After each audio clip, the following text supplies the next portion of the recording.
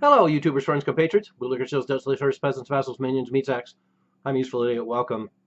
And let's go to Brazil and talk about this very strange, or at least what a strange coincidence, if it is a coincidence, that Tiori Zavascki, the main judge presiding over the corruption case known as the car wash case in Brazil, was killed in a plane crash.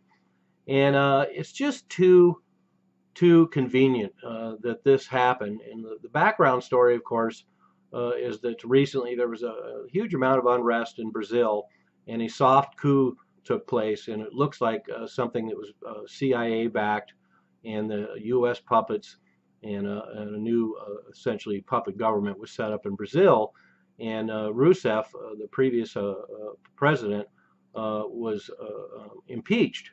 And part of the background story of this is that the entire Brazilian government was mired in a corruption case involving the state oil company, and then also a construction company involving kickbacks and extortion, all kinds of blackmail, all sorts of things.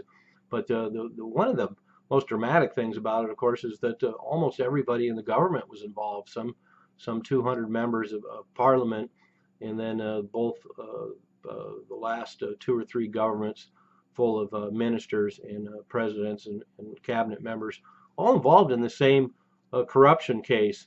And so the judge was going to meet and get depositions, which was unprecedented.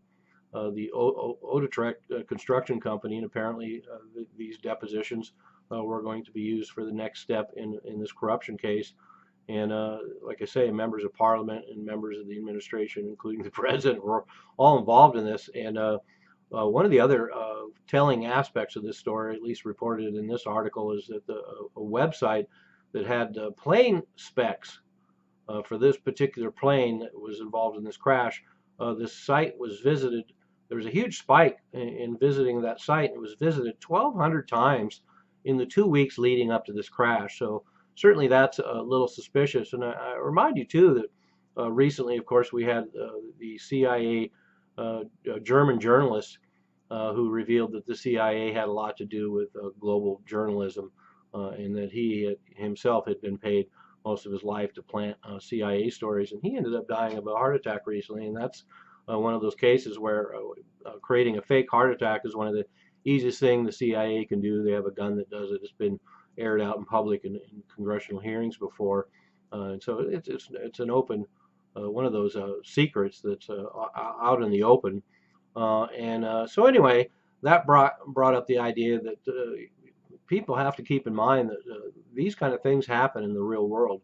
People are killed for these things, and so when you look at the political processes in the United States and you see people associated with the Clinton family, for example, who end up dead, you have to realize that there's a very real possibility that people are getting whacked.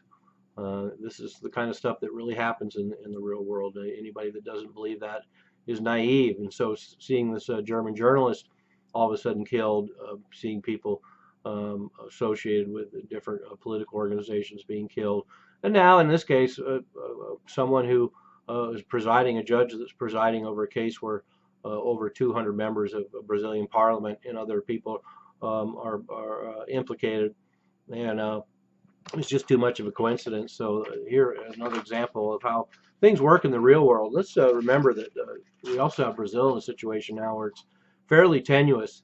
It's clearly a destabilization effort that's been going on in Brazil, and continues to reap its rewards. So now we have these prison riots that have been so horrendous, this deep recession that Brazil continues to be in, a massive amount of police corruption, a massive amount of organized crime, extremely high crime rates, a lot of social tension, violence and looting, and police strikes that are going to allow more violence to continue. So that's the backstory going on in this situation in Brazil, and all this chaos.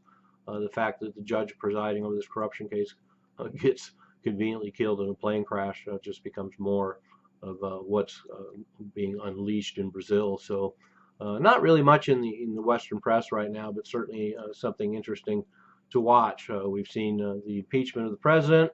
the collapse of the Brazilian economy, the undermining of the systems in Brazil, and what was once considered a powerhouse of the BRICS countries and an alternative economic system for the globalization, now becomes another collapsing state with a handful of economic problems, a lot of social tensions, and the scenario where just about anything could happen from here on out.